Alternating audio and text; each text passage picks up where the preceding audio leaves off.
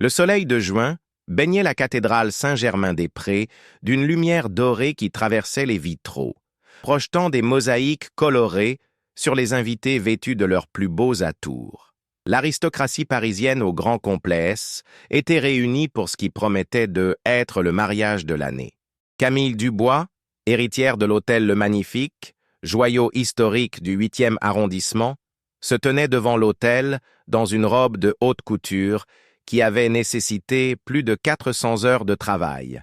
Son visage, partiellement dissimulé par un voile de dentelle fine, ne trahissait aucune émotion, mais ses mains tremblaient imperceptiblement. Face à elle, Antoine Beaumont, héritier de la chaîne hôtelière internationale Beaumont Luxury, souriait avec une assurance calculée. Ce mariage représentait pour lui l'acquisition d'un établissement prestigieux à ajouter à son empire. Et pour la famille Dubois, le sauvetage financier dont ils avaient désespérément besoin après 3 années consécutives de déficit. Nous sommes réunis aujourd'hui pour unir cet homme et cette femme dans les liens sacrés du mariage, annonça le prêtre d'une voix solennelle qui résonnait sous les voûtes centenaires. Judith Dubois, mère de Camille, observait sa fille avec un mélange de fierté et d'inquiétude. « C'est notre salut », murmura-t-elle à son mari Henri, dont les épaules voûtées trahissaient le poids des dettes accumulées depuis la pandémie qui avait dévasté l'industrie hôtelière. Le prêtre poursuivait la cérémonie avec une lenteur cérémonielle, tandis que Camille sentait son cœur battre à tout rompre contre sa cage thoracique.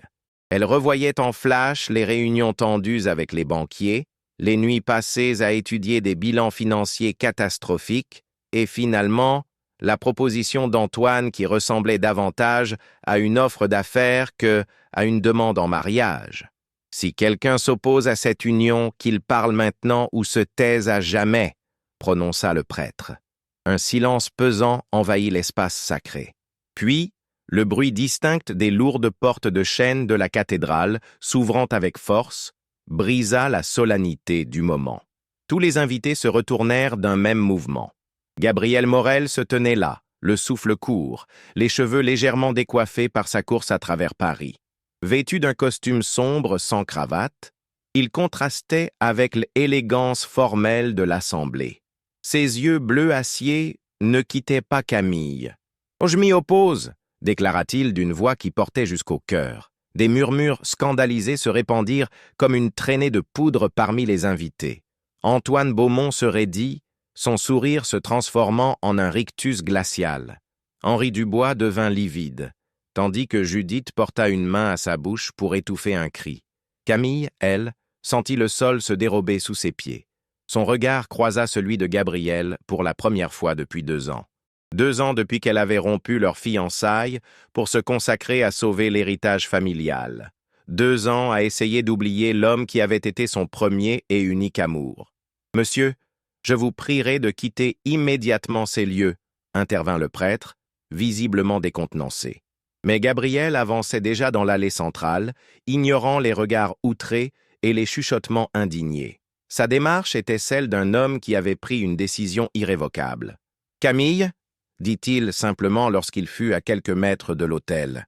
Ce simple mot, son prénom prononcé avec tant d'émotion contenue, suffit à faire trembler les certitudes qu'Hélès était efforcée de construire. « Vous n'avez rien à faire ici, Morel » siffla Antoine. « La sécurité va vous escorter dehors. Je ne partirai pas sans avoir parlé à Camille, » répondit Gabriel sans quitter la jeune femme des yeux. « C'est une propriété privée et vous n'êtes pas invité, » renchérit Henri Dubois, dont le visage reflétait autant la colère que la panique. « Ce mariage représente l'avenir de notre famille. » Gabriel eut un sourire triste. « Et c'est exactement pourquoi je suis là. Parce que l'avenir ne devrait pas se construire sur un mensonge. » Camille n'avait toujours pas prononcé un mot, paralysée par le choc et le tourbillon d'émotions contradictoires qui l'assaillaient. Elle sentait le regard de sa mère, celui d'Antoine, celui de centaines d'invités influents dont dépendait l'avenir de l'hôtel familial. Et puis, il y avait le regard de Gabriel, cet homme qu'elle avait repoussé, malgré son amour pour lui, par devoir envers sa famille. Sophie Dubois, la sœur cadette de Camille, se leva soudainement de son banc. « Laissez-la au moins l'entendre » plaida-t-elle, ignorant le regard furieux de sa mère. Le silence retomba, lourd et oppressant. Tous les regards convergeaient vers Camille, attendant sa réaction. Elle prit une profonde inspiration, releva son voile et, pour la première fois depuis le début de la cérémonie, sa voix résonna, claire et ferme. « 5 minutes, Gabriel. Pas une de plus. » Antoine s'avança, menaçant. « Tu ne peux pas sérieusement envisager ? 5 minutes, répéta-t-elle avec une autorité qui le fit taire. Un murmure collectif parcourut l'assemblée, tandis que Camille descendait les marches de l'autel pour suivre Gabriel vers une chapelle latérale. La porte se referma derrière eux, les isolant momentanément du tumulte qu'ils avaient de provoquer.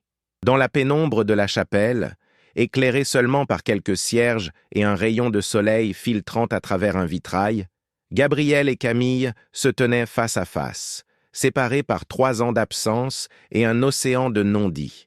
« Tu as 4 minutes et 40 secondes, murmura Camille, les bras croisés comme pour se protéger. Gabriel la dévisagea un instant avant de prendre la parole. « J'ai appris pour l'hôtel, pour les dettes. J'ai aussi appris pour ton mariage, il y a 3 jours seulement. Je sais pourquoi tu fais ça, Camille, mais ce n'est pas la solution. Et quelle est la solution selon toi ?» répliqua-t-elle avec une amertume qui ne lui ressemblait pas. « Ah, l'hôtel représente 5 générations de ma famille. Il emploie 63 personnes. Je ne peux pas le laisser couler. Je ne te demande pas de le faire. Alors quoi? Tu réapparais après 2 ans pour me dire que tu comprends ma situation mais que je devrais suivre mon cœur? La vie n'est pas un conte de fées, Gabriel. » Il sortit une enveloppe de la poche intérieure de sa veste et la lui tendit. « Je sais. C'est pourquoi j'ai apporté ceci. » Camille hésita avant de prendre l'enveloppe. Elle l'ouvrit et en parcourut rapidement le contenu. Son visage passa de la confusion à l'incrédulité. « C'est une offre d'achat? Pour l'hôtel ?» Sa voix tremblait. « Tu veux acheter notre héritage familial? C'est pour ça que tu es là ?» Gabriel secoua la tête. « Non, je veux financer sa rénovation et sa modernisation en échange d'une participation minoritaire. Ta famille garderait le contrôle opérationnel et majoritaire. L'hôtel resterait l'hôtel du Bois, avec ton père comme président du conseil d'administration et toi comme directrice générale, si c'est ce que tu souhaites. » Camille scruta son visage, cherchant le piège. « Pourquoi ferais-tu ça? Tu développes des résidences de luxe, pas des hôtels historiques. »« Parce que cet hôtel fait partie de toi, » répondit-il simplement. « Et tout ce qui fait partie de toi m'importe. » Elle détourna le regard, submergée par l'émotion. « Tu arrives trop tard, Gabriel. J'ai donné ma parole à Antoine, à ma famille. Est-ce que tu l'aimes ?» La question, directe et sans détour, la frappa de plein fouet. Elle leva les yeux vers lui, incapable de mentir face à ce regard qu'elle connaissait si bien. Non. Ce simple mot semblait alléger un poids qu'elle portait depuis des mois. « Mais parfois, l'amour ne suffit pas, » ajouta-t-elle. Gabriel s'approcha d'un pas, réduisant la distance entre eux. L'amour ne suffit peut-être pas, mais il mérite au moins une chance. Je ne te demande pas de t'enfuir avec moi aujourd'hui. Je te demande juste de ne pas dire « oui » à un homme que tu n'aimes pas, quand il existe une autre solution. Des coups frappés à la porte de la chapelle les ramenèrent brutalement à la réalité. « Et le temps est écoulé », annonça la voix d'Henri Dubois. Camille serra l'enveloppe dans sa main, le regard perdu dans celui de Gabriel. Dans quelques secondes, elle devrait retourner dans la cathédrale et prendre une décision qui changerait le cours de sa vie à jamais. « Je dois y retourner, » murmura-t-elle. Gabriel acquiesça, respectant sa décision. « Quoi que tu choisisses, sache que mes sentiments pour toi n'ont jamais changé. » La porte s'ouvrit, révélant la silhouette imposante d'Henri Dubois, dont le visage trahissait l'anxiété. « Camille, tout le monde attend. » Elle jeta un dernier regard à Gabriel avant de suivre son père. En retournant vers l'autel, elle sentait le poids du document dans sa main et celui, bien plus lourd, de la décision qu'elle devait prendre. Antoine l'attendait, le visage fermé, tandis que l'assemblée entière retenait son souffle. Le prêtre, visiblement mal à l'aise, s'est éclairci la gorge. « Pouvons-nous reprendre la cérémonie ?» demanda-t-il d'une voix incertaine. Camille regarda Antoine, puis sa famille, puis les invités. Son regard s'arrêta sur Sophie, qui lui adressa un imperceptible signe d'encouragement. Puis elle se tourna vers le fond de l'église, où Gabriel se tenait debout, immobile. Le choix lui appartenait désormais. L'amour ou le devoir. Dans un instant de clarté cristalline, elle sut ce qu'elle devait faire. « Je ne peux pas faire ça. » Ces mots, prononcés d'une voix calme mais ferme, résonnèrent sous les voûtes de la cathédrale comme un coup de tonnerre dans un ciel désété. Camille avait retiré son voile complètement et faisait face à l'assemblée, plus sûre d'elle qu'elle ne l'avait été depuis des mois. « Je suis désolée, Antoine, » continua-t-elle en se tournant vers son fiancé. « Je ne peux pas t'épouser en sachant que mes sentiments ne sont pas sincères. Tu mérites mieux que cela. Nous méritons tous mieux que cela. » Antoine Beaumont la fixait avec une incrédulité qui se transformait rapidement en colère. « Tu choisis de m'humilier publiquement? Pour lui ?» Il pointa un doigt accusateur vers Gabriel. « Tu sais ce que cela signifie pour l'hôtel, pour ta famille. »« Je sais exactement ce que cela signifie, » répondit Camille avec dignité. « Et je refuse que notre héritage familial soit préservé au prix d'un mariage sans amour. » Des exclamations choquées fusèrent de toutes parts. Judith Dubois semblait sur le point de s'évanouir, soutenue par sa fille cadette. Henri, quant à lui, fixait Camille avec un mélange de désappointement et de résignation, comme s'il avait toujours su, au fond, que ce moment arriverait. Antoine saisit Camille par le bras. « Tu ne peux pas faire ça. Le contrat prénuptial stipule clairement. »« Il n'y a pas de contrat sans mariage, Antoine, » l'interrompit-elle, se dégageant de son emprise. « Et il n'y aura pas de mariage aujourd'hui. » Elle se tourna vers l'assemblée. « Je vous prie de m'excuser pour ce désagrément. Le cocktail prévu à l'hôtel Le Magnifique aura tout de même lieu en guise de remerciement pour votre présence. » Puis, dans un geste qui surprit tout le monde, y compris elle-même, elle descendit l'allée centrale d'un pas décidé, ignorant les murmures scandalisés et les regards abasourdis. Lorsqu'elle passa devant Gabriel, elle ralentit à peine. « Pas maintenant, » lui dit-elle à voix basse. « Retrouve-moi à l'hôtel dans 1 heure. » Sans attendre sa réponse, elle continua sa marche et franchit les portes de la cathédrale, accueillie par l'air chaud de Paris et une liberté nouvelle qui lui donna le vertige. 1 heure plus tard, l'hôtel Le Magnifique bourdonnait de conversations animées. Malgré l'absence des mariés, ou peut-être à cause de cela, le cocktail S était transformé en l'événement mondain le plus commenté de la saison. Les serveurs circulaient avec des plateaux de champagne et d'amuse-bouche, tandis que l'orchestre jouait discrètement, comme si rien d'extraordinaire ne s'était produit. Dans le bureau directorial au dernier étage, l'ambiance était tout autre.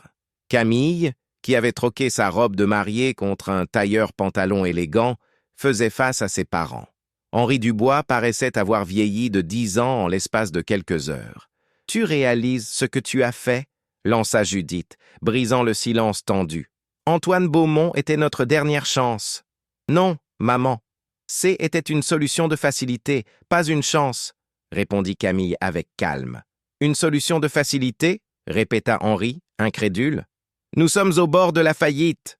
Dans 3 mois, les banques saisiront l'hôtel si nous ne trouvons pas 12 millions d'euros. » Camille posa délicatement l'enveloppe de Gabriel sur le bureau massif en acajou. « J'ai une proposition alternative. » Henri la fixa avec méfiance avant de saisir l'enveloppe.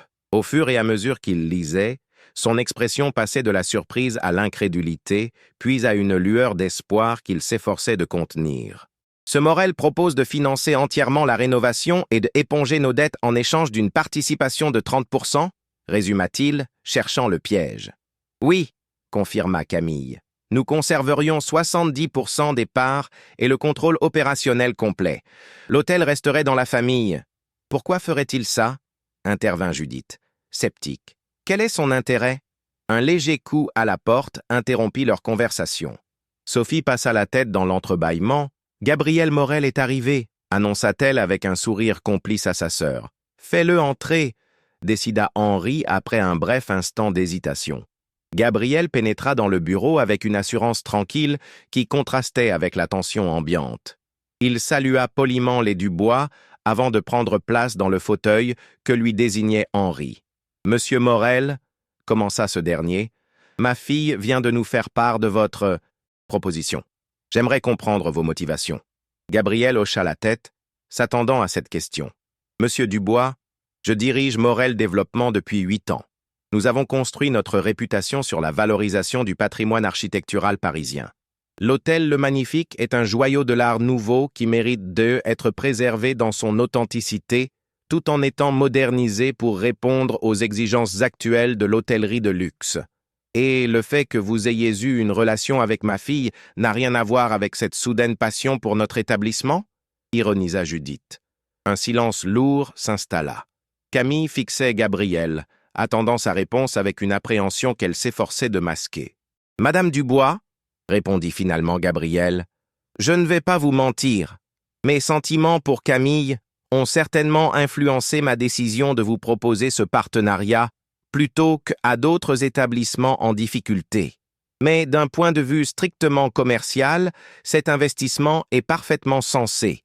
Votre hôtel possède un potentiel inexploité considérable. » Henri Dubois étudia attentivement Gabrielle. « Et si nous refusons? Alors je respecterai votre décision, » répondit Gabrielle sans hésitation. « Mais je vous invite à examiner toutes vos options avant de la prendre. » Henri se tourna vers sa fille. « Tu fais confiance à cet homme? »« Oui, papa, » affirma Camille sans l'ombre d'une hésitation. « Professionnellement et personnellement. » Un nouveau coup à la porte les interrompit.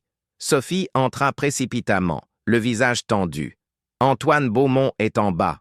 Il menace de faire un scandale si Camille ne descend pas immédiatement. Judith se leva, alarmée. Les Renaud-Plessis sont encore là, et les Delarue. Nous ne pouvons pas nous permettre un esclandre devant nos plus gros clients. Je vais m'en occuper, décida Camille en se dirigeant vers la porte. Je t'accompagne, proposa Gabrielle. Elle secoua la tête. Non, c'est à moi de régler ça. Le hall de l'hôtel, avec son imposant escalier en marbre et ses lustres art nouveau, formait un décor grandiose pour la confrontation qui s'y déroulait. Antoine Beaumont, toujours en costume de marié, se tenait au centre, entouré de quelques invités qui tentaient discrètement de calmer sa colère visible. « Ah, la voilà enfin !» s'exclama-t-il en apercevant Camille, qui descendait l'escalier avec une grâce mesurée. Mademoiselle Dubois qui préfère ruiner sa famille plutôt que d'honorer ses engagements. Camille s'arrêta à quelques pas de lui, gardant une distance de sécurité. « Antoine, ce n'est ni le lieu, ni le moment pour cette discussion. »« Au contraire, » répliqua-t-il, haussant délibérément la voix pour attirer l'attention des invités qui feignaient de ne pas écouter. « C'est exactement le moment et le lieu. Que tout le monde sache comment les Dubois traitent leurs partenaires d'affaires. » Des conversations s'interrompirent et les regards se tournèrent vers eux. Camille sentit son cœur s'accélérer, mais maintint une façade calme. « Antoine, tu as toutes les raisons d'être en colère. Je te présente mes sincères excuses pour la façon dont les choses se sont terminées. Mais notre mariage aurait été une erreur et au fond, tu le sais aussi bien que moi, il eut un rire sans joie. Une erreur. C'était un arrangement, Camille, un arrangement que ta famille a sollicité et que j'ai accepté par générosité. » « Par générosité ou par opportunisme ?» intervint une voix derrière Camille. Gabrielle venait de les rejoindre, ignorant la demande explicite de Camille de gérer seule cette situation. Il se plaça légèrement en retrait, mais sa présence était désormais impossible à ignorer. Le visage d'Antoine se déforma sous l'effet de la rage. « Toi, tu te crois très malin, n'est-ce pas, débarqué à la dernière minute pour jouer au chevalier servant? Je suis simplement venu proposer une solution alternative à un problème complexe, répondit Gabrielle avec un calme provocateur. Une solution? Cracha Antoine. Tu veux dire que tu as acheté Camille et son hôtel délabré? Cette accusation suscita des murmures parmi les invités. Camille sentit la colère monter en elle, mais se contint. Perdre son sang-froid ne ferait qu'empirer la situation. Personne n'a acheté personne, déclara-t-elle fermement. Morel Développement et l'hôtel Le Magnifique envisagent un partenariat stratégique basé sur des valeurs communes et une vision partagée de l'avenir. Sa réponse, formulée dans un langage d'affaires précis, sembla déstabiliser momentanément Antoine. Il plissa les yeux, cherchant une faille. « Un partenariat? Tu crois vraiment qu'il s'intéresse à ton hôtel au bord de la faillite ?» Il se tourna vers les invités comme pour prendre à témoin l'assemblée. « Mesdames et messieurs, vous connaissez tous Gabriel Morel, le magnate de l'immobilier. Demandez-vous pourquoi il investirait soudainement dans un hôtel qui perd de l'argent depuis 3 ans? Peut-être parce que, contrairement à vous, je sais reconnaître la valeur d'un patrimoine au-delà de son bilan comptable immédiat, répliqua Gabriel, son calme commençant à s'effriter. Antoine s'approcha de Camille, baissant la voix. « Tu le regretteras, Camille. Je te promets que tu le regretteras. » Puis il se tourna vers la foule. « Ah, je vous souhaite à tous une excellente soirée. Profitez du champagne que j'ai payé pour célébrer un mariage qui n'aura jamais lieu. » Sur ces mots, il traversa le hall à grandes enjambées et sortit, laissant derrière lui un silence pesant, rapidement, remplacé par un brouhaha de conversations animées. Camille ferma brièvement les yeux, cherchant à reprendre contenance. Lorsqu'elle les rouvrit, elle croisa le regard inquiet de Sophie, puis celui, indéchiffrable, de Gabriel. « Et mesdames et messieurs, annonça-t-elle d'une voix claire qui porta jusqu'au fond du hall, je vous prie d'excuser ce contretemps. Permettez-moi de vous informer qu'en effet, l'hôtel Le Magnifique entame une nouvelle phase de son histoire. Nous aurons le plaisir de vous présenter très prochainement notre projet de rénovation qui permettra à cet établissement centenaire de retrouver sa splendeur d'antan tout en embrassant la modernité. » Cette déclaration improvisée fut accueillie par quelques applaudissements polis, et les conversations reprirent progressivement. La crise immédiate semblait maîtrisée, mais Camille savait que les ramifications de sa décision se feraient sentir longtemps. Gabriel s'approcha d'elle. « Je suis désolée, je n'aurais pas dû intervenir. »« Non, en effet, » confirma-t-elle, mais sans animosité. « Cependant, je suppose que je vais devoir m'habituer à tes interventions impromptues si nous devons travailler ensemble. » Un léger sourire éclaira le visage de Gabriel. « Est-ce que cela signifie que tes parents acceptent ma proposition? » « Ils, elles, étudient, » répondit-elle prudemment. « Mais je pense qu'ils n'ont pas beaucoup d'alternatives à ce stade. » Henri et Judith Dubois les rejoignirent, le visage grave mais résigné. « Monsieur Morel, » commença Henri, « il semble que nous ayons beaucoup à discuter. Pourriez-vous nous rejoindre demain matin pour une réunion formelle? »« Avec plaisir, monsieur Dubois, » acquiesça Gabriel. « Bien, » conclut Henri, avant de se tourner vers sa fille. « Camille, je compte sur toi pour assurer à nos invités que tout va bien, malgré ce désagrément. » Camille hocha la tête, comprenant parfaitement la mission diplomatique qui lui incombait.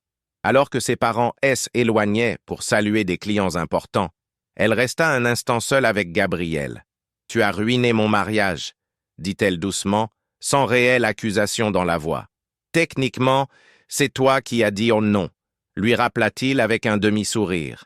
Pour la première fois de la journée, un rire sincère échappa des lèvres de Camille. C'est vrai, leurs regards se croisèrent, et pendant un instant, le tumulte de la journée sembla se évanouir. Puis Camille reprit contenance, consciente des nombreux regards qui les observaient discrètement. « Je dois m'occuper des invités, » dit-elle, « et nous avons beaucoup à faire dans les jours qui viennent. » Gabriel acquiesça. « Demain, 9 heures, pour la réunion avec tes parents? »« Demain, 9 heures, » confirma-t-elle. Alors qu'ils se séparaient pour vaquer à leurs obligations respectives, Camille ne put s'empêcher de sentir que quelque chose avait changé irrévocablement. En l'espace d'une journée, elle avait renoncé à un mariage de raison, mis en péril l'héritage familial, puis ouvert la voie à sa possible salvation. Et au milieu de ce chaos, une certitude s'imposait à elle. Quelles que soient les difficultés qui l'attendaient, pour la première fois depuis longtemps, elle avait choisi de suivre son cœur. La soirée étirait maintenant dans l'élégant jardin de l'hôtel, où les derniers invités s'attardaient, commentant les événements extraordinaires de la journée. Camille, épuisée mais soulagée, observait depuis la terrasse ce monde parisien qui, malgré le scandale, semblait déjà prêt à embrasser la nouvelle histoire qui se dessinait pour l'hôtel Le Magnifique. Demain serait un autre jour. Un jour où elle devrait affronter les conséquences de ses choix, mais aussi un jour où, pour la première fois depuis longtemps, l'avenir semblait porter une promesse de bonheur auquel elle avait presque renoncé. Les 3 semaines qui suivirent l'annulation du mariage furent parmi les plus intenses de la vie de Camille. L'accord avec Gabriel avait été signé après 2 jours de négociations serrées, au cours desquelles Henri Dubois, malgré sa position précaire, avait défendu avec acharnement l'héritage familial.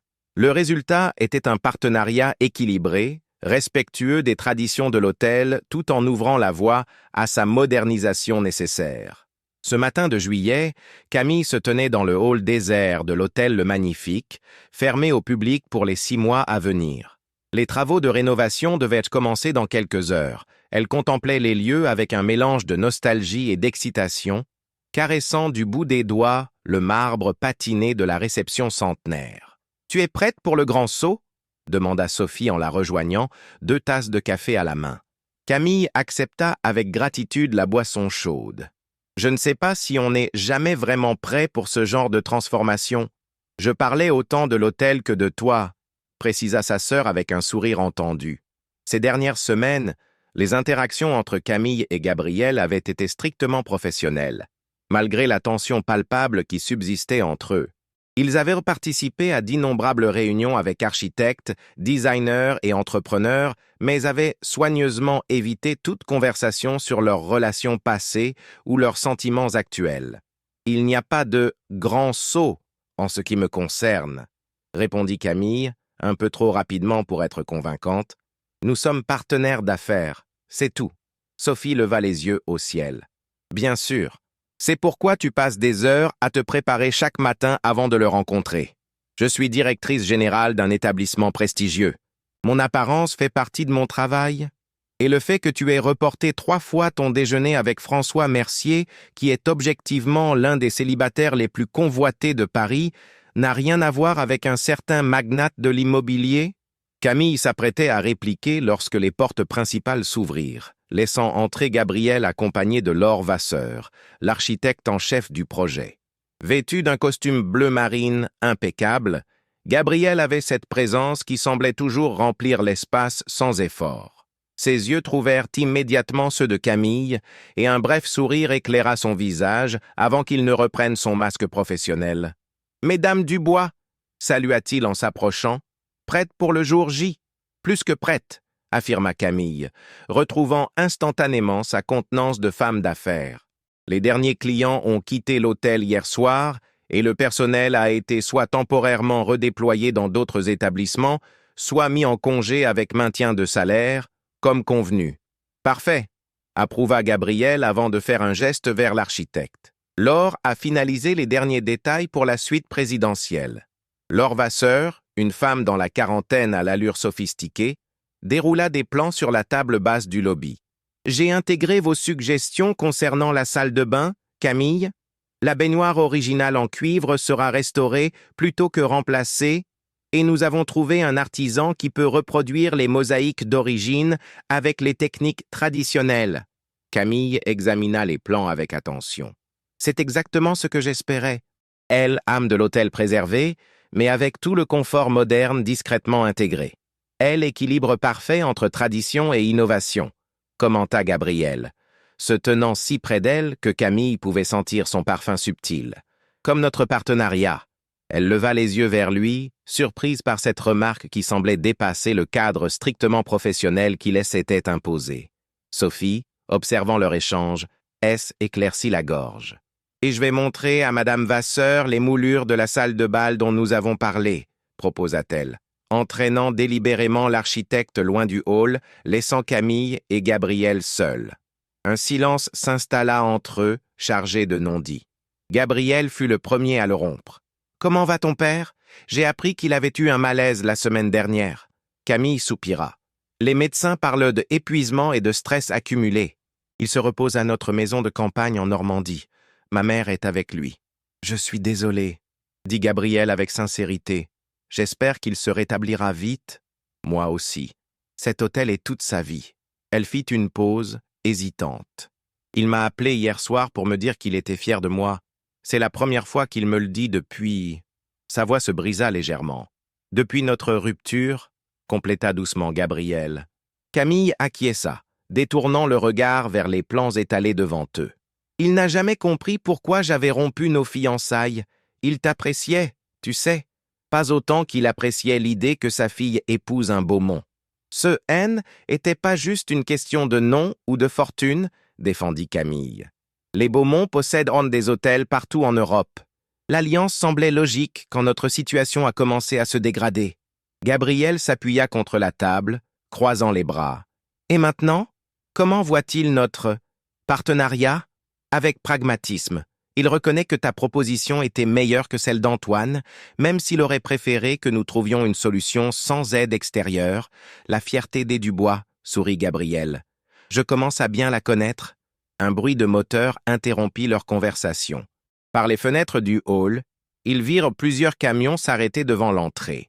Les équipes de construction commençaient à arriver. « Voilà les choses sérieuses qui débutent », commenta Gabriel en consultant sa montre. « Le directeur des travaux va nous faire un briefing dans 10 minutes. » Camille hocha la tête, reprenant instantanément son rôle professionnel.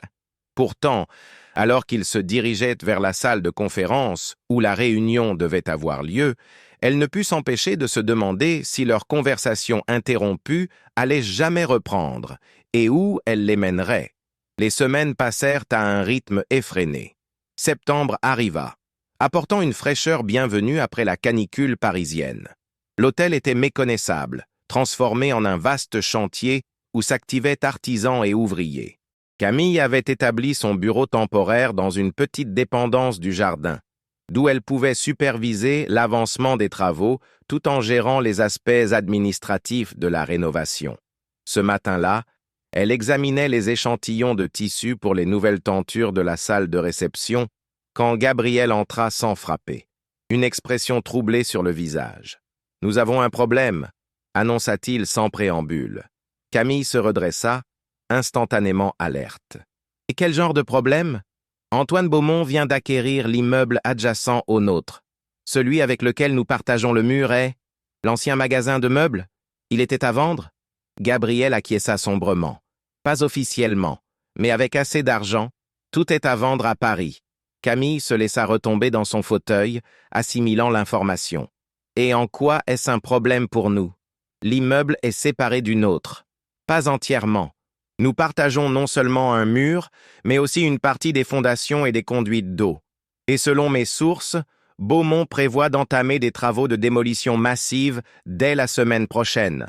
Des travaux qui pourraient compromettre notre propre chantier, compléta Camille, comprenant enfin la gravité de la situation. Exactement. Et ce n'est pas tout. Gabriel sortit son téléphone et lui montra un article de presse en ligne. Il a annoncé son intention d'ouvrir un hôtel-boutique ultra-moderne qui révolutionnera l'hôtellerie de luxe parisienne et en fera oublier les établissements obsolètes du quartier. Camille parcourut rapidement l'article, son inquiétude se muant en colère. C'est clairement dirigé contre nous. Il veut se venger. J'en ai bien peur, confirma Gabriel. Il a même débauché 2 de nos anciens chefs de service pour son projet. Que pouvons-nous faire ? Demanda Camille, son esprit déjà en quête de solution. Gabriel prit place face à elle. J'ai demandé à mes avocats d'examiner tous les recours légaux possibles concernant les travaux mitoyens. Mais honnêtement, il a probablement déjà tout prévu de ce côté-là. Nous pourrions accélérer notre propre calendrier? Ouvrir avant lui? Impossible sans compromettre la qualité. Et ce serait exactement ce qu'il cherche, nous forcer à bâcler notre travail. Camille se leva et fit les 100 pas dans le petit bureau. « Il faut que je parle à Antoine. Peut-être que je peux le raisonner. » Gabriel la regarda avec incrédulité. « Tu crois sérieusement pouvoir le convaincre après l'avoir laissé à l'hôtel ? » « Je dois essayer, » insista-t-elle. « C'est de ma faute s'il cherche à se venger. »« Ce n'est pas ta faute, » répliqua fermement Gabriel. « Tu avais le droit de dire non. Sa réaction est disproportionnée et délibérément malveillante. » Camille s'arrêta de marcher et le regarda droit dans les yeux. « Tu ne comprends pas. Je ne peux pas rester les bras croisés pendant qu'il menace tout ce pourquoi nous travaillons. Tout ce pourquoi ma famille a travaillé pendant des générations. » Gabriel soutint son regard un long moment avant de capituler. « D'accord, mais je t'accompagne. »« Non. Ce serait comme agiter un chiffon rouge devant un taureau. » Camille. « S'il te plaît, Gabriel, » interrompit-elle. « Fais-moi confiance sur ce coup. » À contre-cœur, il accepta, et Camille entreprit immédiatement de contacter Antoine. Contre toute attente, il accepta de la rencontrer le jour même, dans les bureaux parisiens du groupe Beaumont, situé dans une tour moderne de la Défense. L'après-midi même, Camille se retrouva dans un ascenseur en verre, montant vers le 42e étage où se trouvait le siège de l'Empire hôtelier.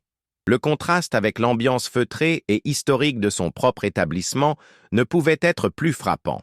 Ici, tout n'était que verre, acier et angle droit, une vision aseptisée du luxe contemporain qui laissait Camille indifférente.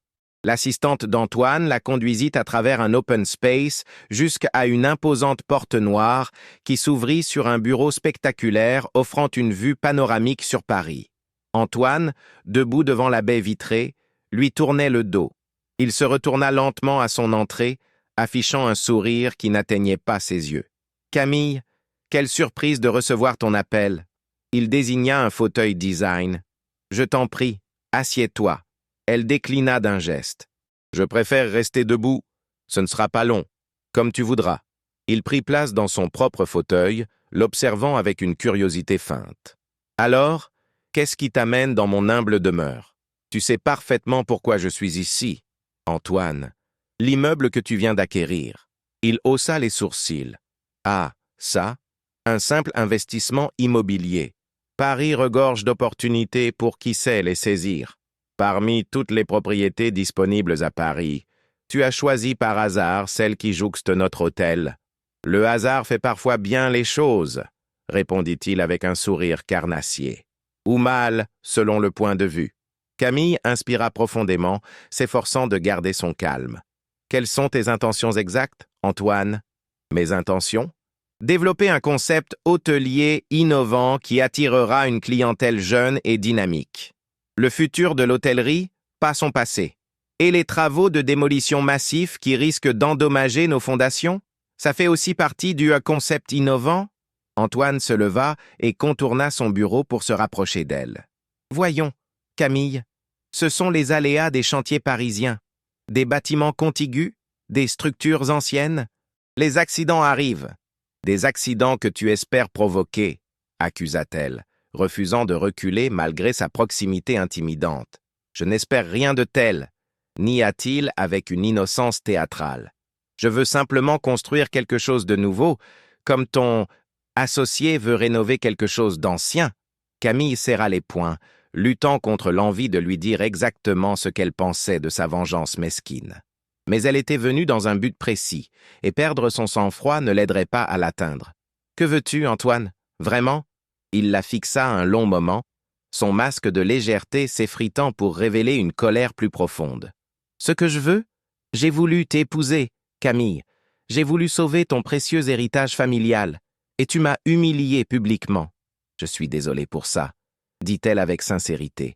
La façon dont les choses se sont passées, ce haine n'était pas juste envers toi. Non, ça ne l'était pas, confirma-t-il sèchement. Mais ta vengeance ne touche pas que moi, poursuivit Camille. Elle affecte 63 employés et leurs familles. Elle menace un bâtiment historique qui fait partie du patrimoine parisien. Est-ce que tout ça vaut la peine d'être sacrifié pour réparer ton ego blessé? Antoine retourna lentement vers la baie vitrée, contemplant la ville qui étendait à leurs pieds. Tu as toujours eu le don de simplifier les choses, Camille, de les réduire à une question de morale claire, le bien contre le mal. Ce n'est pas ce que j'ai dit, mais c'est ce que tu penses. Il se tourna à nouveau vers elle. Tu crois que je suis le méchant de l'histoire parce que j'ose m'opposer à toi et à ton chevalier servant. Gabriel n'a rien à voir avec.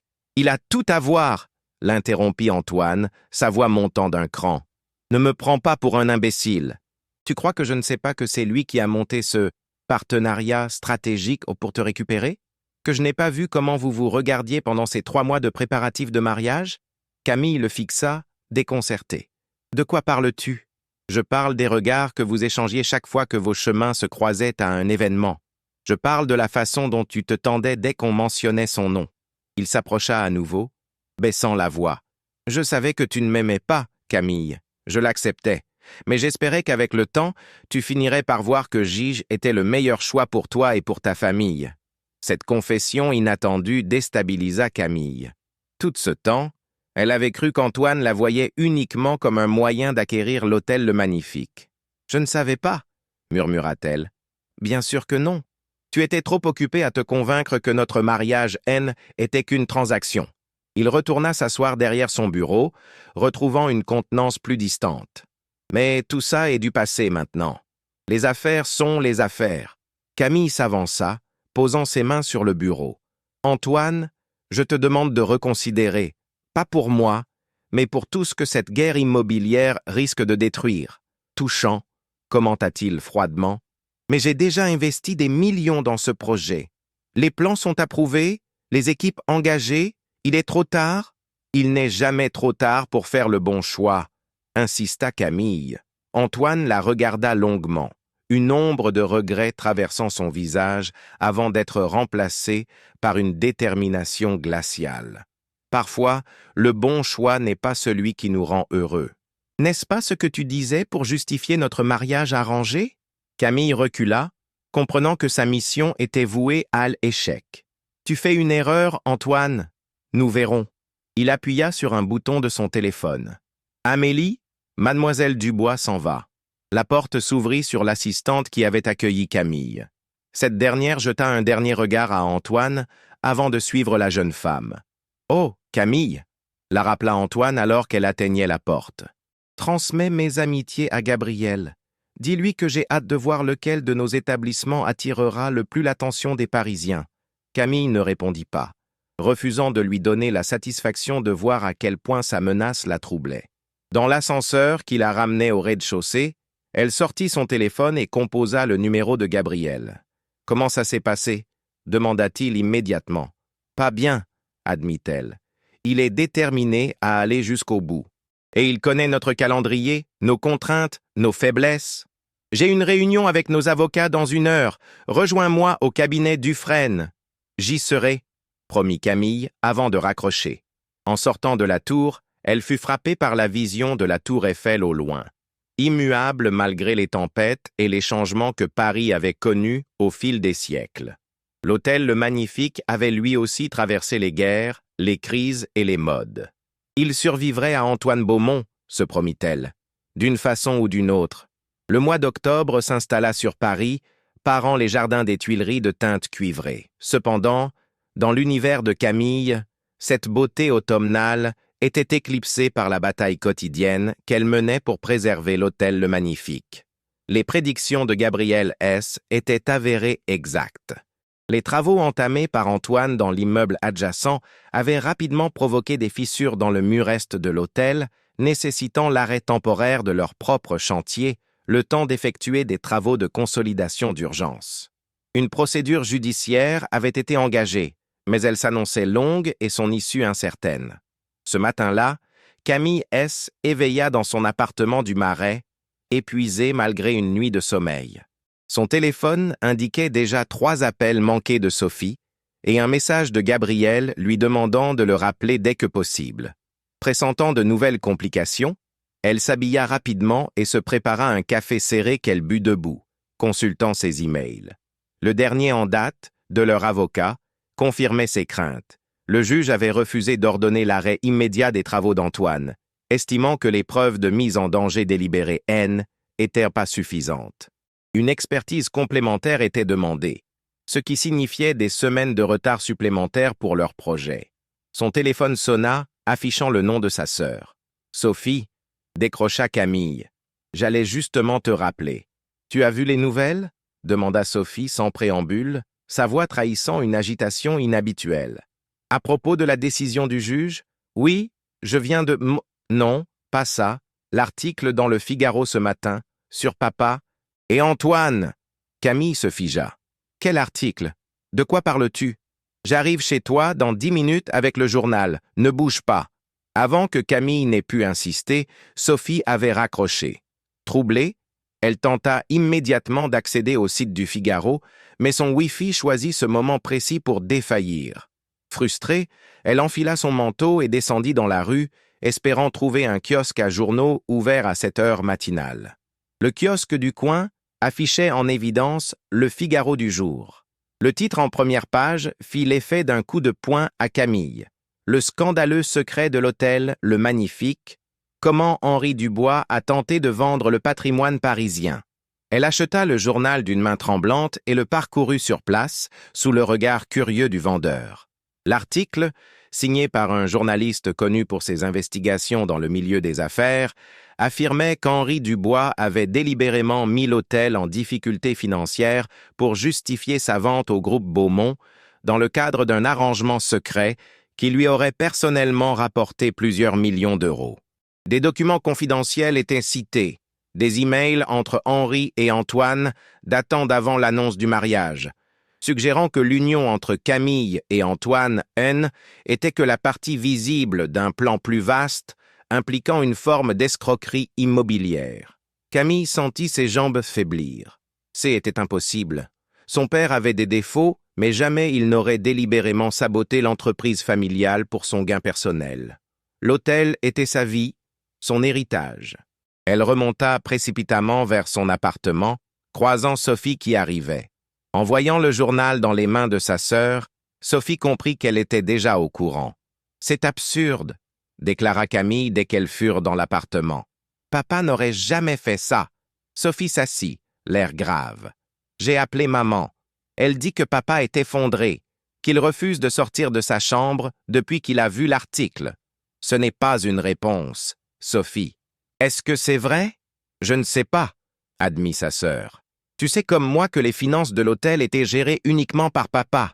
Même quand tu as pris la direction générale, il a gardé le contrôle financier. Camille fit les 100 pas, son esprit en ébullition. Il faut que je parle à Gabriel. Ces accusations, si elles sont vraies. Elle laissa sa phrase en suspens, incapable d'en formuler les conséquences. Je t'accompagne, décida Sophie. Tu ne devrais pas affronter ça seule. 1 heure plus tard, les sœurs Dubois se retrouvaient dans les bureaux parisiens de Morel Développement, un espace lumineux situé dans un hôtel particulier, rénové du 7e arrondissement.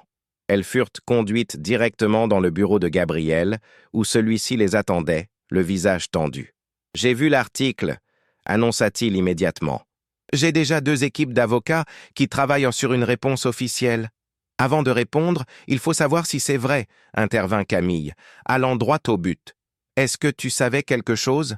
Gabriel la regarda avec surprise. « Tu crois que j'aurais caché une information pareille ? Je ne sais plus quoi croire, » admit-elle, sa voix trahissant son désarroi. « Mon père, l'homme le plus intègre que je connaisse, est accusé d'avoir délibérément ruiné notre hôtel. Et tu te demandes si notre partenariat repose sur un mensonge, » compléta Gabriel, comprenant enfin sa préoccupation. « Si j'ai accepté d'investir dans un établissement potentiellement compromis, entre autres, confirma-t-elle. Gabriel fit le tour de son bureau pour se rapprocher d'elle. « Camille, j'ai fait réaliser un audit complet avant notre accord. C'est la procédure standard pour tout investissement majeur. Rien n'indiquait une quelconque fraude de la part de ton père. Alors d'où viennent ces accusations ? Demanda Sophie. Ces emails cités semblent authentiques. Ils sont sortis de leur contexte, suggéra Gabriel. Ou pire, fabriqués. Qui aurait intérêt à salir la réputation de votre père et de l'hôtel en ce moment précis? Camille et Sophie échangèrent un regard entendu. Antoine, répondirent-elles à l'unisson. Foi exactement, confirma Gabriel. Il n'a pas réussi à nous arrêter légalement, alors il passe à l'offensive médiatique. Discréditer l'hôtel, votre famille, et par extension, notre projet de rénovation. Comment pouvons-nous prouver que c'est faux ? Demanda Camille. Les dommages à notre réputation seront irréparables si nous ne réagissons pas rapidement. Gabriel consulta sa montre. J'ai rendez-vous avec Jean-Marc Dufresne dans 40 minutes. C'est non seulement le meilleur avocat de Paris, mais aussi un expert en communication de crise. Je viens avec toi, décida Camille. Et moi, je vais en Normandie voir papa, annonça Sophie. Il faut qu'on ait sa version directement et une réponse claire à opposer à ces accusations. Le plan décidé, ils se séparèrent, Camille montant dans la voiture de Gabriel pour se rendre au cabinet d'avocat. Dans l'habitacle silencieux du véhicule, elle sentit soudain tout le poids des dernières semaines s'abattre sur ses épaules. Une larme solitaire coula sur sa joue, qu'elle essuya rapidement, mais pas assez vite pour échapper à l'attention de Gabriel.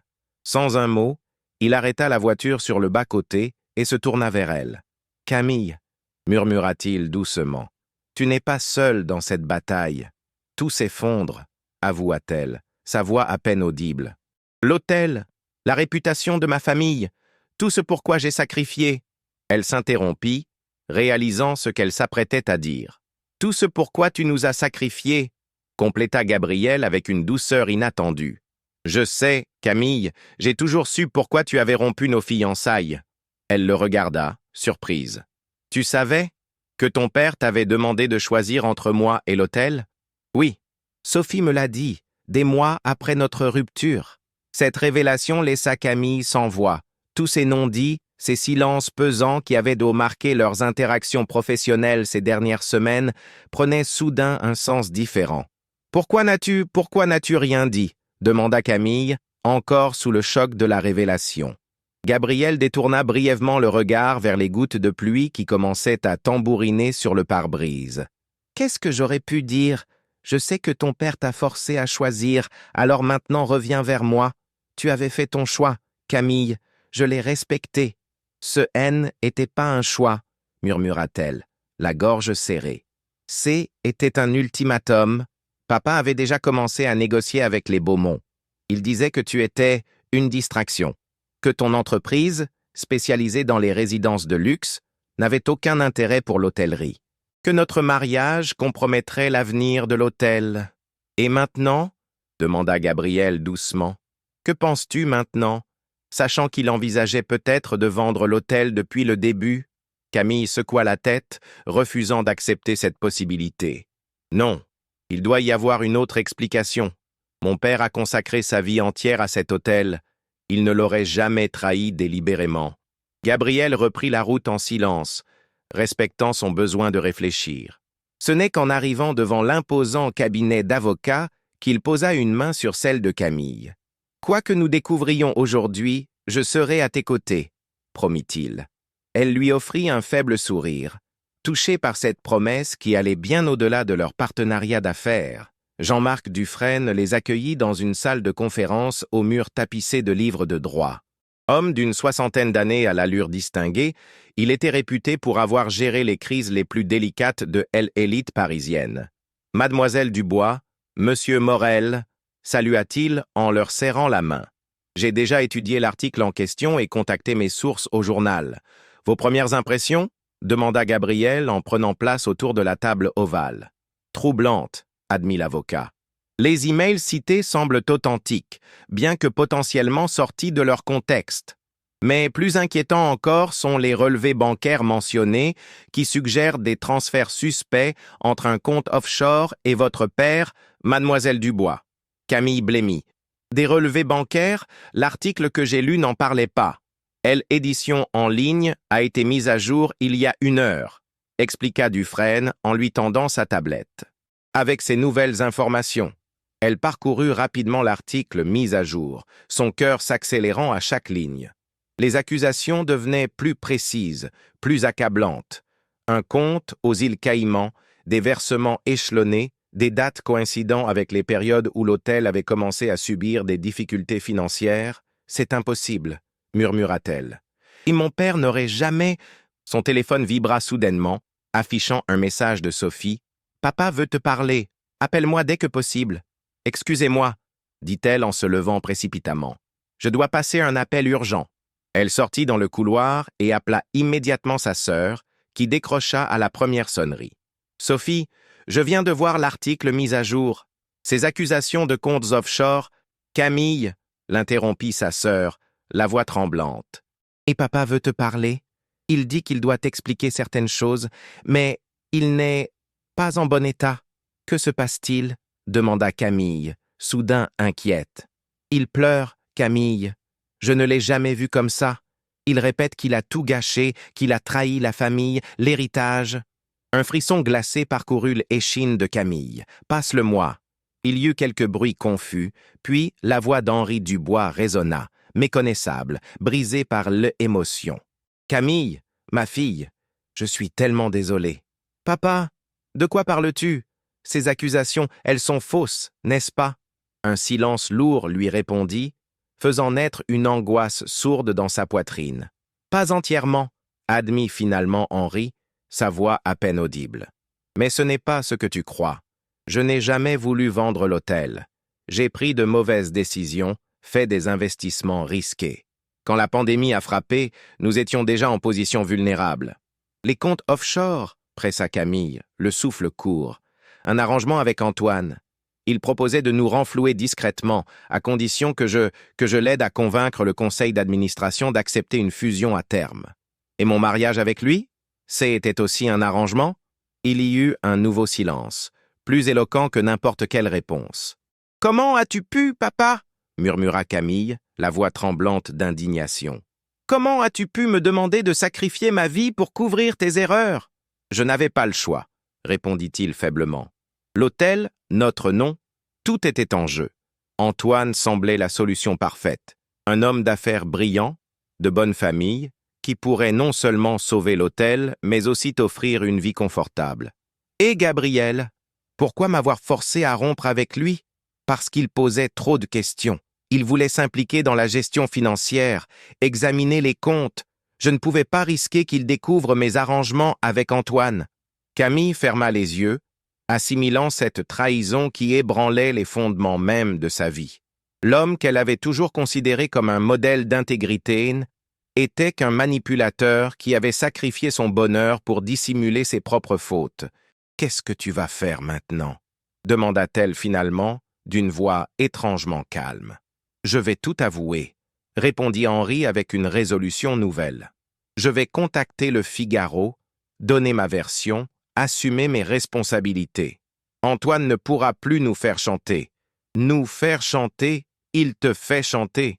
Depuis que tu as annulé le mariage, les travaux à côté de l'hôtel, l'article, tout ça, c'est sa vengeance. Pas seulement contre toi, mais contre moi qui n'ai pas su te convaincre d'aller jusqu'au bout. » Un autre appel entrant interrompit leur conversation. Gabriel. « Je dois te laisser, papa. Nous reparlerons de tout ça plus tard. » Elle raccrocha et prit l'appel de Gabriel. « Camille, où es-tu? Dufresne a reçu des informations importantes. »« J'arrive, » répondit-elle brièvement avant de retourner dans la salle de conférence. Gabriel et l'avocat étaient penchés sur des documents étalés sur la table, l'air grave mais étrangement déterminé. « Nous avons peut-être une opportunité, » annonça Gabriel dès qu'elle entra. Dufresne a découvert que les transferts vers le compte offshore provenaient d'une société appartenant à Antoine, et non l'inverse comme l'article le suggère. « Ce qui signifie » demanda Camille, bien qu'elle commençât à comprendre les implications. « Que nous pouvons renverser le récit, » expliqua l'avocat. « Présentez votre père non comme un fraudeur, mais comme une victime de manipulation et de chantage. » Camille les regarda tour à tour, pesant ses options. Elle venait de découvrir que son père l'avait manipulée, avait compromis son bonheur personnel pour cacher ses erreurs. Une part d'elle voulait le laisser affronter seul les conséquences de ses actes. Mais une autre part, plus profonde, savait que l'hôtel représentait bien plus que son père. C était l'héritage de générations, le gagne-pain de dizaines d'employés, une institution parisienne. Et maintenant, C était aussi son projet avec Gabriel, une chance de rédemption et peut-être de bonheur retrouvé. « Mon père m'a appelé », annonça-t-elle finalement. Il a confirmé avoir reçu de l'argent d'Antoine en échange de son influence pour faciliter une future acquisition de l'hôtel. Il est prêt à tout avouer publiquement. Gabriel la fixa, semblant mesurer les implications de cette confession. Si ton père parle, cela pourrait compromettre définitivement la réputation de l'hôtel. Mais si nous pouvons prouver qu'Antoine a utilisé des méthodes illégales pour le pousser à ses arrangements, nous pourrions non seulement sauver la réputation de l'hôtel, mais aussi mettre fin aux manœuvres d'Antoine, compléta Dufresne. Cependant, nous aurions besoin de preuves tangibles. Camille prit une profonde inspiration, prenant la décision la plus difficile de sa vie.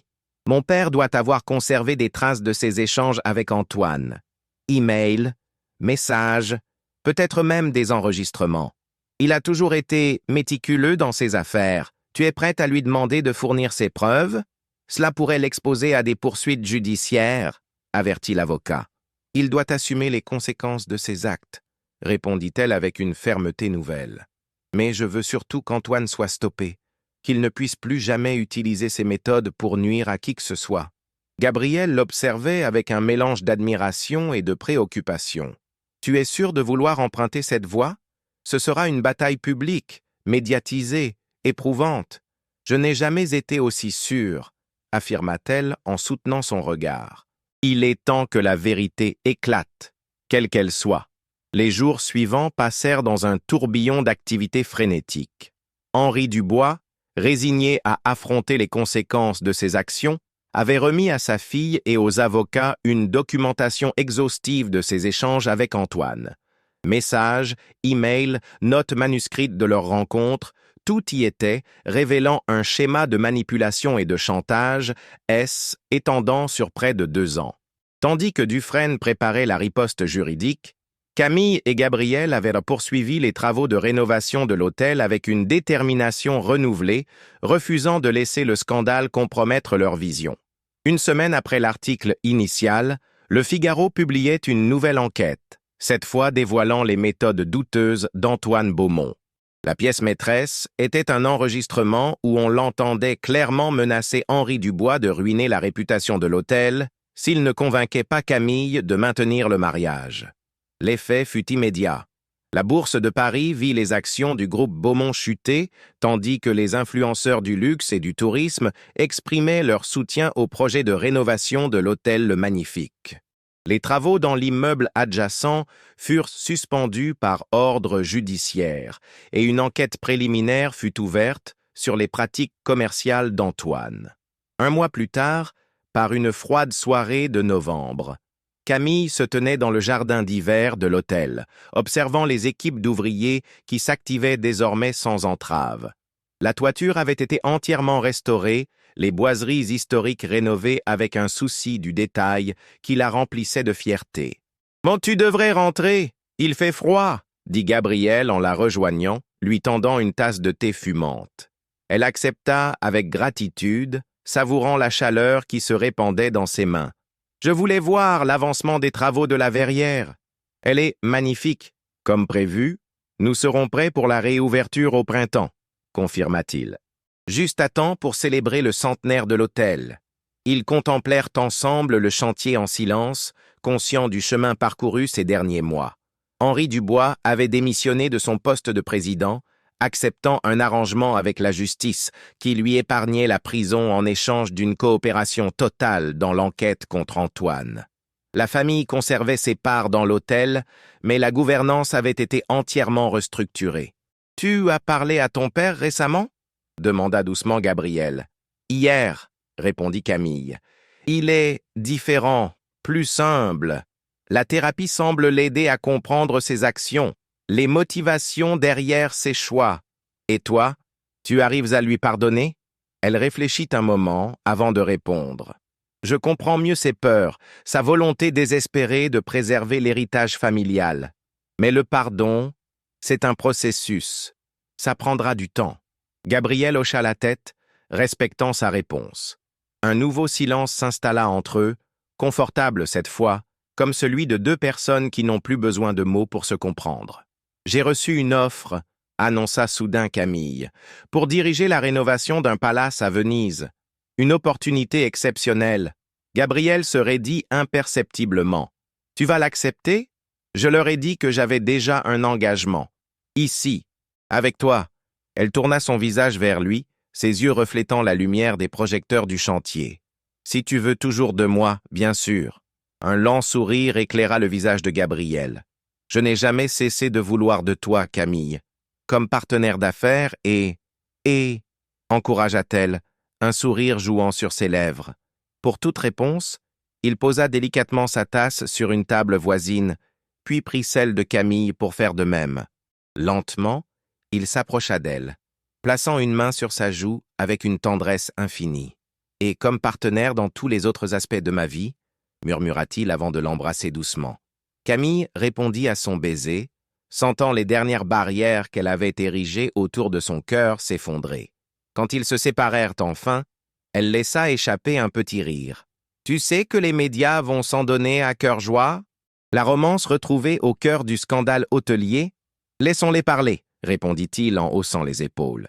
Nous avons perdu 2 ans à cause des qu'en dira-t-on et des attentes des autres. Cette fois, nous écrivons notre propre histoire. » Camille acquiesça, se blottissant contre lui, alors qu'ils contemplaient ensemble les contours de l'hôtel, qui renaissaient peu à peu sous leurs yeux. L'hôtel Le Magnifique avait survécu à un siècle de défis, et il survivrait à cette épreuve aussi, transformé, renouvelé, mais fidèle à son essence, comme leur amour. Au printemps suivant, par une radieuse journée de mai, l'hôtel Le Magnifique rouvrit ses portes au public. Les critiques furent dithyrambiques, saluant la rénovation qui avait su préserver l'âme historique du lieu, tout en l'ancrant résolument dans la modernité. Le soir de l'inauguration, alors que le tout Paris se pressait dans le grand salon récemment restauré, Gabriel trouva Camille seule sur la terrasse, contemplant la tour Eiffel illuminée au loin. « Tout le monde te cherche », dit-il en s'approchant. La directrice générale du meilleur hôtel de Paris ne devrait pas s'éclipser pendant sa soirée de triomphe. Elle sourit sans se retourner. « J'avais besoin d'un moment pour réaliser que tout ceci est bien réel. » Il vint se placer à côté d'elle, suivant son regard vers l'horizon parisien. « Réel et mérité. Tu as accompli l'impossible, Camille. »« Nous avons accompli l'impossible, » corrigea-t-elle en se tournant vers lui. « Ensemble. » Dans son élégante robe de soirée vert émeraude, les cheveux relevés en un chignon sophistiqué, elle incarnait la renaissance même de l'hôtel, un mariage parfait entre tradition et modernité. « Et j'ai quelque chose pour toi », annonça Gabriel en sortant un écrin de la poche de son smoking. Le cœur de Camille s'accéléra lorsqu'il l'ouvrit, révélant non pas une bague comme elle s'y attendait, mais une clé ancienne en argent ciselé. « La clé originale de la suite royale, » expliqua-t-il en la lui tendant. « Celle que ton arrière-grand-père a fait fabriquer pour l'ouverture de l'hôtel. Je l'ai retrouvée dans les archives et fait restaurer. » Émue, Camille prit délicatement la clé, symbole parfait de leur parcours, quelque chose d'ancien, restauré avec soin pour servir un nouvel avenir. « Elle est magnifique, » murmura-t-elle. « Et il y a ceci aussi, » ajouta Gabriel en sortant un second écrin, plus petit. Cette fois, C était bien une bague. Un solitaire élégant serti d'un diamant dont les facettes captaient la lumière de la ville. « Ce n'est pas une demande en mariage », précisa-t-il en voyant son expression surprise. « Pas encore, c'est une promesse, que cette fois, rien ni personne ne se mettra entre nous, ni le devoir, ni les attentes des autres. Juste notre choix, notre amour. » Les yeux brillants d'émotion, Camille lui tendit sa main gauche, sur laquelle il glissa la bague de promesse. « L'amour et l'honneur, » murmura-t-elle, « pas l'un ou l'autre. Les deux ensemble, comme ils auraient toujours dû l'être. » À l'intérieur de l'hôtel, les invités s'impatientaient, attendant le discours de la directrice. Mais sur cette terrasse, le temps semblait suspendu alors que Gabriel et Camille scellaient leur promesse d'un baiser, avec Paris pour seul témoin. Ils avaient traversé le scandale, la trahison, les doutes et les épreuves. Et ils étaient ressortis plus forts, plus sages, plus certains que jamais de leur choix. Car au-delà de l'amour et du devoir, ils avaient découvert une vérité plus profonde. La vraie loyauté ne réside pas dans l'abnégation, mais dans le courage de défendre ce qui est juste, même face à l'adversité. L'hôtel Le Magnifique continuerait à accueillir les voyageurs du monde entier, témoins silencieux de cette leçon durement acquise. Et Camille et Gabriel, main dans la main, écriraient enfin leur propre histoire, libérés des chaînes du passé et tournés vers un avenir qu'ils avaient choisi ensemble. Fin.